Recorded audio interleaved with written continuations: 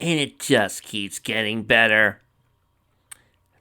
Are you talking about the fic or the season? Lumos placed a massive crate on the ground as he rechecked the map to make sure he was at the right place. Let's see. Rocks, occasional trees, about half a mile from the river. He looked up and gazed at the evergreen forest. And in front of a big, unnatural forest full of things that would probably try to kill me. He then rolled up the map. Yep, this is the place. Better get things ready. He then opened the crate and pulled out a record player he stowed away. But first, how can you not remember where you told your lackey to set up the column? Trixie demanded. Almost isn't my lackey, Granny Gears argued.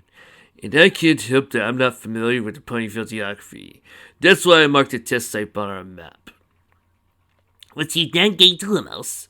Well, you know what they say about hindsight being 2020. Charlie stepped in front of the two. Could we focus on finding Lumos and the automaton? Tracy got a huff of frustration as he looked at her surroundings. For the last 4 hours, the three ponies had been running around the woods trying to find Gears' assistant and stop him from powering up the automaton. Though, it turns out that finding a unicorn and transporting your metal death machine isn't as easy as you think. So you notice the four rams huddled together in the distance.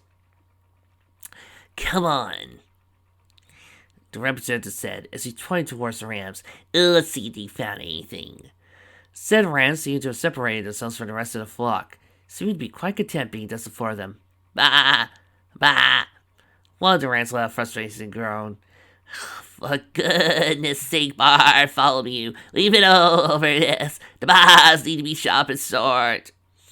Sorry, William, Bart thoughtfully replied. It doesn't feel natural. Look, an attitude like that, it's not going to get us in place for the longest night celebration, William scolded. Last thing we need is a rehash of last year. William took a deep breath. Let's try this again. 1, a 2, a 3, a 4. Ba ba ba ba ba ran. Ba ba ba ba ba ran.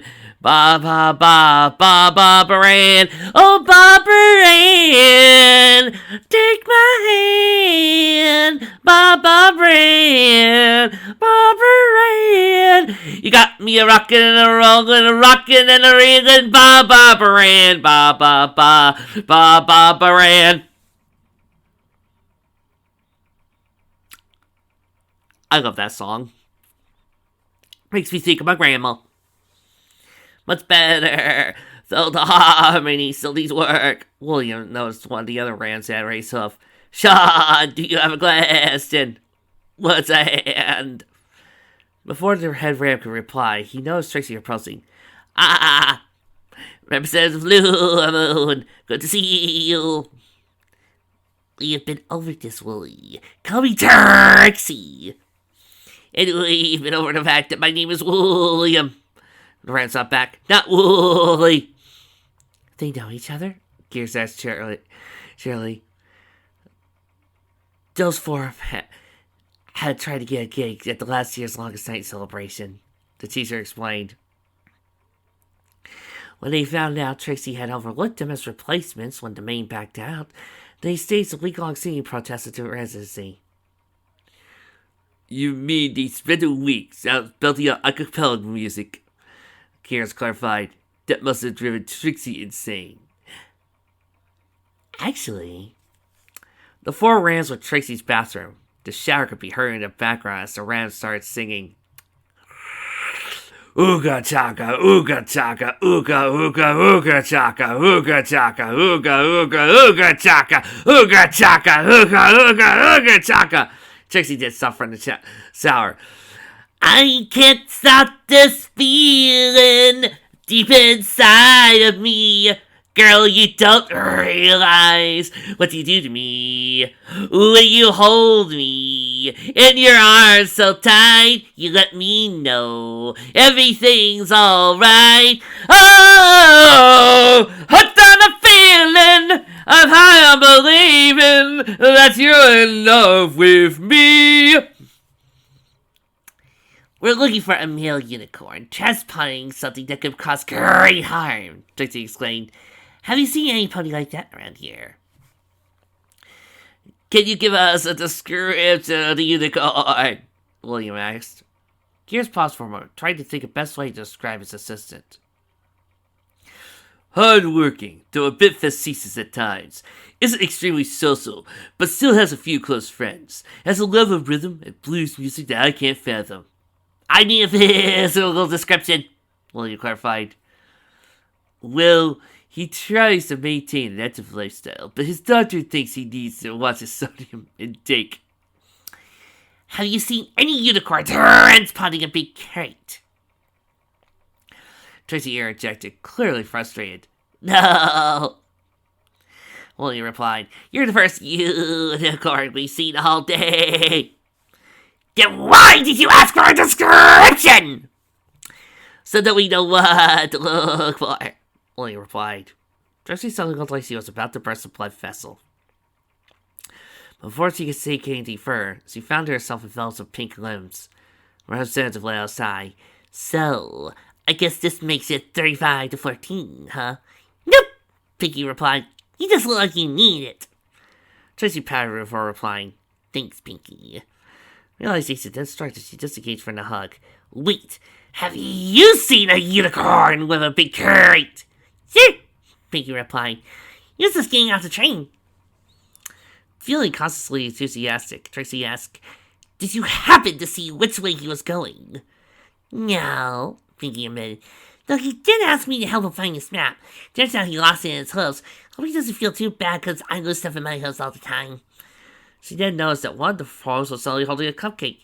So there you were!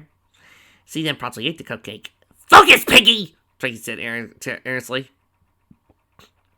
Did you happen to see any particular place on the map marked out?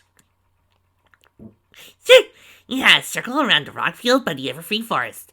Thank you, Tracy said before riding out of the direction of said rock field, with Terry and Gears behind. You're welcome, Piggy shot back. Then she stopped to thought about for a moment. What is what's so important about Big Crate? Hope there's something fun inside. At that, she started bouncing out after them. Lunaverse finished preparing everything for the demonstration, and was now just listening to his music as loud as he could. Stop what you're doing! He turned and saw grinding gears and three mares off in the distance riding around him. The blue mare, the lead, seemed to be the one shouting between the distance and the music. Lunaverse had trouble making out what she was saying. What? Don't turn it on! Trixie shouted back. Turn it on. Lunaverse repeated, then shrugged as he charged up his horn. Okay. Tracy accompanied made in time to see the automaton light up as it was encased in yellow energy. Lunaverse suddenly noticed the look he was getting. Oh, let me guess. You were not actually trying to tell me to turn it on. Yeah. Oh well, no harm done, Gear said nonchalantly. As you can see, everything is fine. Despite wanting to throttle both the inventor and its assistant, Tracy's curiosity got the better of her as she decided to inspect the automaton. Though she wouldn't admit, the automaton was actually pretty impressive to see in real life.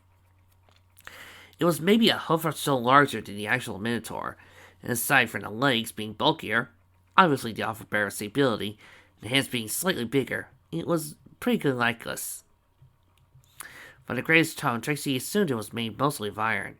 When the energy subsided, all that remained was a pair of glowing eyes, and the word "live" glowing in yellow on his forehead. All was quiet for a moment. Every pony jumped at the sound of creaking bell as the automaton tilted its head down to look at the ponies. A moment later, it was using its legs for the first time. It took a few concentrated steps towards its creator. I think it recognizes me, Gear said in awe. Tearly grabbed Gears by the tail and managed to pull him away, just in time to avoid the incoming metal fist. Instead, the fist hit the ground where the inventor had been, long enough to force the nearby record player to stop. When it looked up from the ground, its eyes and writing turned green. Yep, definitely recognizes you. What followed next was Terry having to move Gears out of the way out of several incoming punches. Finally, he pushed Gears to the side, sidestepped an incoming punch, and delivered a brutal uppercut to the automaton's jaw. While the blow was hard enough to knock its head back, the teacher was stuck trying to shake the pain out of her now throbbing hoof. All right, she muttered, fully metallic. She did a military roll to get out of the way. The automaton tried to chase after the teacher, but was stopped by Trixie levitating a washcloth in his face. She then furiously tried to rub the words of the forehead in hopes of turning the creation off, but no avail.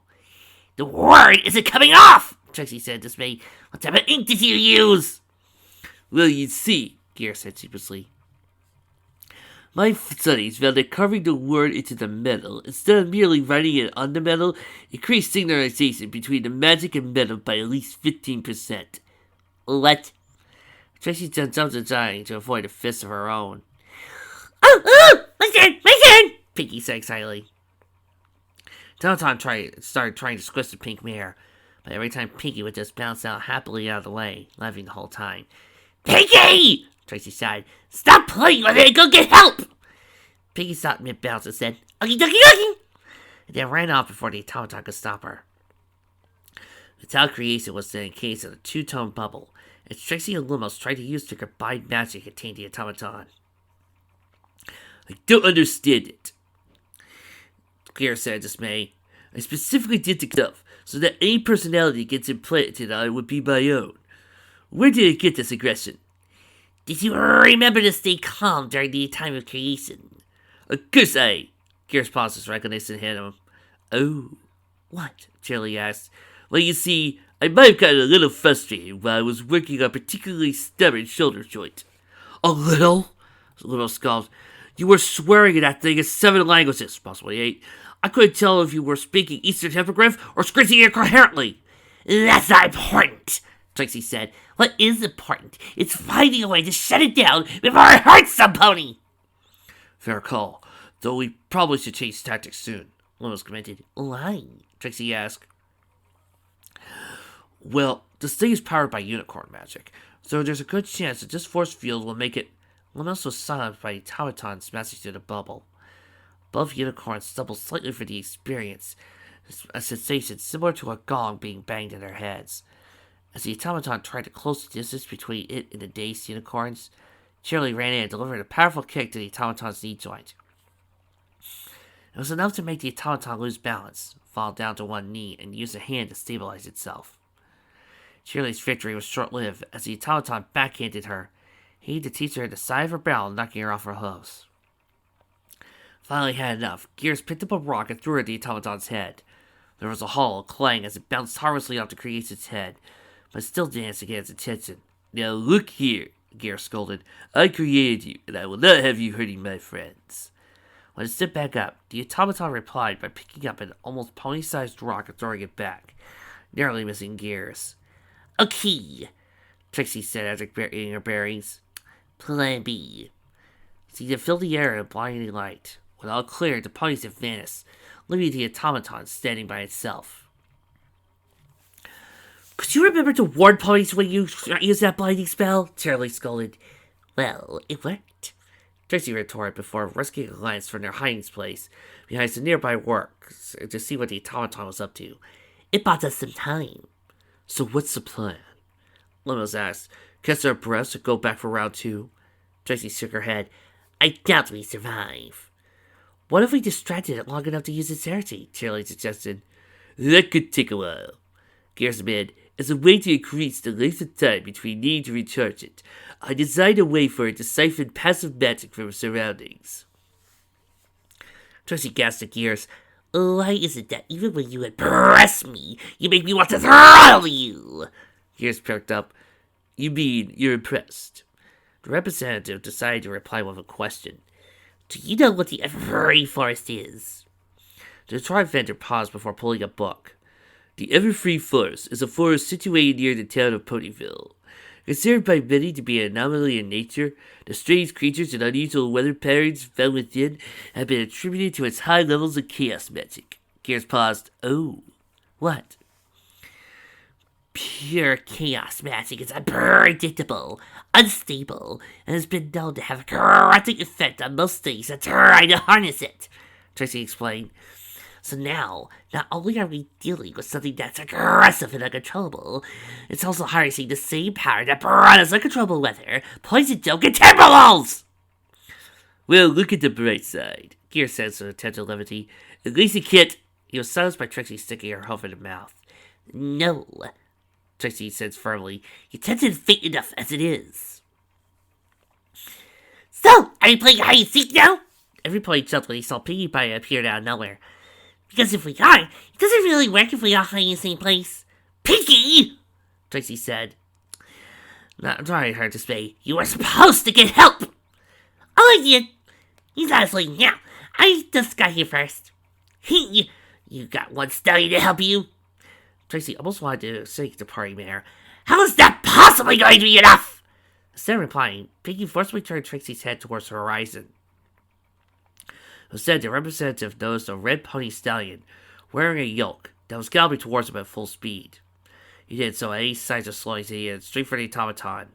Said metallic creation turned to face the newcomer. The stallion ran in, and at the last moment spun the spot, putting all his strength and the momentum of his sprint into his hind legs as he bucked the automaton to full force. When the crimson hooves collided with the metal torso, the automaton was made airborne, right into a nearby stack of rocks. Objection withdrawn. I just now realized, for one of the Rams, I should have done a voice of Ted from Scrubs. Oh well, next chapter. Mac! Savior of the universe! Mac! He'll save every one of us! Big Mac turned to see the 4 Rams standing nearby. William stepped forward and handed Mac a business card. "Theme songs for all occasions," the Ram explained. "You'll find our rates very reasonable." Big Mac put the card away as he looked to the other ponies. "Y'all right?" he called. "Yeah, we're fine," Cheerily replied before returning to Pinkie. "How did you get here so fast?" "Told there was a massive metal monster with smashing and mayhem in mind," Pinkie replied. They said his nose the teacher staring at her. "What? The situation isn't that hard to explain." "Hey, Willie," Trixie called. "Got a copy of your rates?" "William," the Ram corrected as he walked over to Trixie and handed her a piece of paper outlining their prices. "Well, they are reasonable," Trixie said as she looked them over. "Make me a demo. I will talk." Trixie didn't notice the look Charlie was giving her. "What? I'm entitled to a theme song." "Trixie, you already have about 3. Shirley rolled her eyes as he focused her attention on Big Mac. The automaton picked itself out of a stack of rocks and stared at the newcomer. "Hostile." Its voice was raspy and unnatural, but there was no mistaking it came from the automaton. "It could talk?" Shirley said in amazement. "How do you focus on the fact that it can kill?" Trixie suggested. The metal minotaur started to pick up rocks from the stack and hurl them at Big Mac. The red stallion dodged the rocks fairly easily, but was unable to close the distance. Finally having enough, the farmer decided to return fire. Finding a well-possessed rock, Big Mac resorted to a tried-and-true Apple family technique. He bucked it full force. The rock flew like a rocket straight at the automaton. Having not yet learned to find iron dodging, the automaton could only stare as the makeshift missile flew in and took the metal creature's left arm off of his shoulder. Gears wheeled. "I spent 6 hours on that shoulder joint." He was promptly silenced by a blue hoof to the back of the head. The automaton stared at the space where its arm used to be, seemingly trying to process the sudden change in its structure. So much so it didn't notice Big Mac charging in until he leapt in the air and moved his right arm with a flying punch. The farmer dusted himself off, with a look of satisfaction as he didn't limp the automaton, seemed to stand there in a state of shock. Pinkie did appear beside the farmer. "Well, looks like you've been disarmed." Big Mac let out a groan. "Hey," Pinkie said indignantly, "you're not gonna make witty one-liners, don't complain about mine." Any non-existent reply Big Mac might have had was interrupted by a bright green light coming out of the 2 newly made holes in the side of the automaton. The unusually stoic stallion went bug-eyed when the automaton's arms flew in and snapped into place. "You mean it's also self-repairing?" Gear said in amazement. "That's fantastic." "Ow!" The inventor's enthusiasm was cut short by another well-aimed hoof. Shaking off his initial shock, Big Mac shooed Pinkie away, ready his front hose as he prepared to shell this the old-fashioned way. He closed the distance, dodged the left jab from the automaton and countered with a right cross, When that proved ineffective, Big Mac ducked a haymaker and countered with a left uppercut aimed for his chin. The automaton caught the incoming hoof with his right hand and tried to punch Big Mac with his left, but the pony stopped the fist with the other hoof. What followed next was a standoff between two powerhouses, neither willing to budge. At least the automaton delivered a devastating headbutt, which threw the dice farmer to the ground. When Big Mac stopped stinging stars, he looked up and saw the automaton had lifted up an even bigger rock than the ones it had been throwing. Obviously, intent of crushing him. Just as the rock came down, Big Mac was surrounded by magic and pulled out of the way. When he looked up, he saw Cheerilee and Trixie standing over him. Thanks. When Trixie dissipated her magic, Cheerilee held up a hoof and helped Big Mac sit up. Hope you still have some fight left, the teacher told her old friend. Because we need to end this, quickly. The stallion stood up and cracked his neck. Yup, he drawled as he looked at the automaton, who had rolled back to the side, and was trying to make sense of the inexplicable lack of a squash stallion. It is. Cheerilee checked her surroundings and saw a massive boulder nearby. She turned to Lumos. Can you lift that? She asked as he pointed to the boulder. I think so, Lumos admitted. Do it! The teacher ordered. Get ready to drop it. So, what's the plan? Trixie asked. We hit it hard and we bury it, the teacher explained. Well, that plan's both simple and crazy, the representative replied. Let's do this. As Lumos tried to lift up the boulder without the automaton noticing, Trixie, Cheerilee, and Big Mac charged at it. Trixie saw a blinding light into the creature's eye, then sidestepped to give Big Mac a chance to crash into it full body. As the automaton stumbled backwards, Trixie, using her magic, grabbed a hold of its legs, and Cheerilee springboarded off of Big Mac's back and delivered a jump kick to its head, before bouncing off of it and landing into Big Mac's swaying arms. Seeing that the automaton wasn't quite there yet, Trixie levitated a nearby rock and hit the creature in the head with it. The final blow was enough to know the metal Minotaur was on its back. Now! Cheerilee sighed. Luminos let go of the boulder, causing the ground to shake as it landed on top of the automaton. All was silent as the ponies stared at the rock in fear. It was only after a 10 count, nothing happening, that Trixie allowed herself to breathe a sigh of relief. That was the moment the boulder started to move. Then it started to rise.